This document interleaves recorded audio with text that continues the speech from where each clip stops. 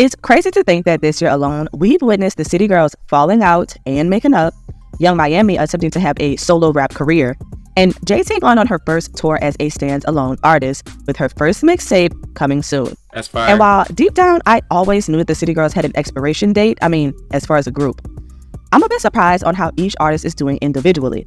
And let's be clear, when I say surprised, I mean I would not have expected JT to be going full speed ahead with a rap career while Caresha is doing, well, whatever she's up to these days.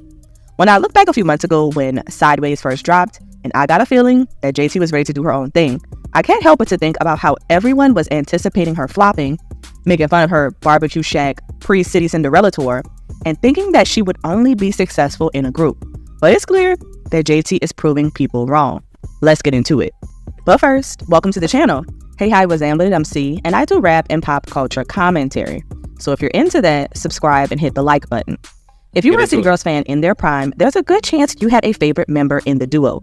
And while I'm not a big fan of girl groups overall, because look, they never really last long, and I enjoy longevity with my music, I lean more towards JT because of her underdog mentality, and let's keep it real, the bars. I ain't saying they were intricate and Jatavia was out here spitting double and triple entendres, but they were cute, witty, and cool. Not to mention, we got to see Caresha for a hot minute perform by herself and do interviews alone while holding down the group when JT was locked up. So it felt like once she was free, I was ready to see JT and also see them as a duo do press and shows together, even if the chemistry was off.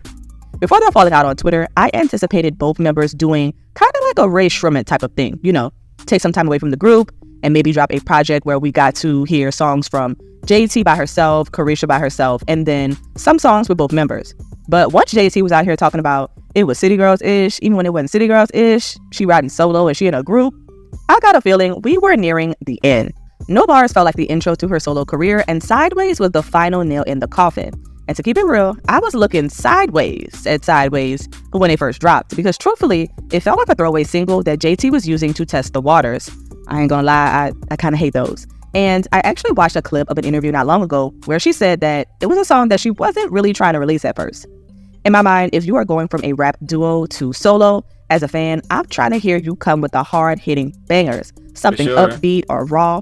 Not necessarily raunchy though, because after a while, I really got tired of hearing overly sexual anthems from the City Girls. Shit, I'm tired of hearing that from artists now, like all the time. But after she warmed up with Sideways, as well as dropping a verse on Doechie's Alter Ego song, a move that felt perfect because JT has been leaning more into alternative fashion as is. So I was like, okay, I see where you're going. This is leading us up to Okay, an anthem that has been unescapable on social media, and even sends her a remix with Jeezy. And while the songs, appearances, interviews, and all of this felt like they were, bringing us to this moment of Okay, the City Cinderella rebrand, the JT rebrand, and with not being so damn mean. She be looking good right here. I ain't gonna hold you. I always thought JT was cute, and I always liked JT more because she could actually rap. Online to your fans all the time, it's clear that a lot of people still didn't see it for JT. And this really reflected when she announced her tour, which kicked off in March. Everyone made fun of the small clubs and venues she was performing at, which was crazy to me because if we are learning nothing from these artists, especially the female rappers, they're out here trying to go on tour with venues, thinking they can sell out these large arenas. Listen, your best bet is to incorporate club hostings, smaller spaces holding 1,000 to 3,000 people, and festivals into your tour. Save yourself the embarrassment of a viral TikTok showcasing how whack your concert looks and how empty the seats are.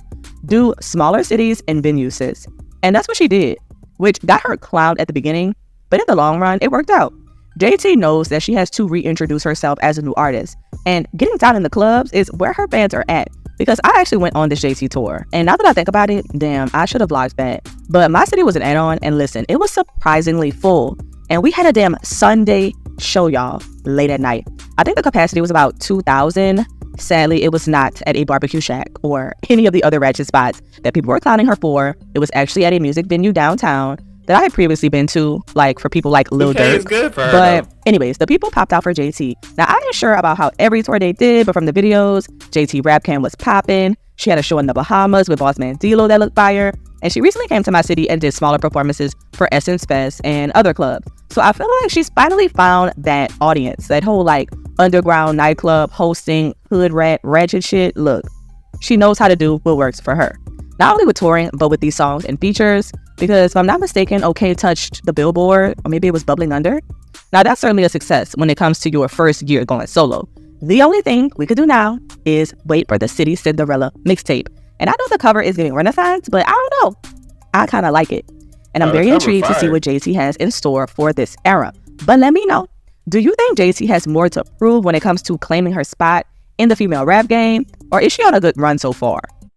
No, I actually like what she's doing. I like how she I've been thought she should have got away from Carisha.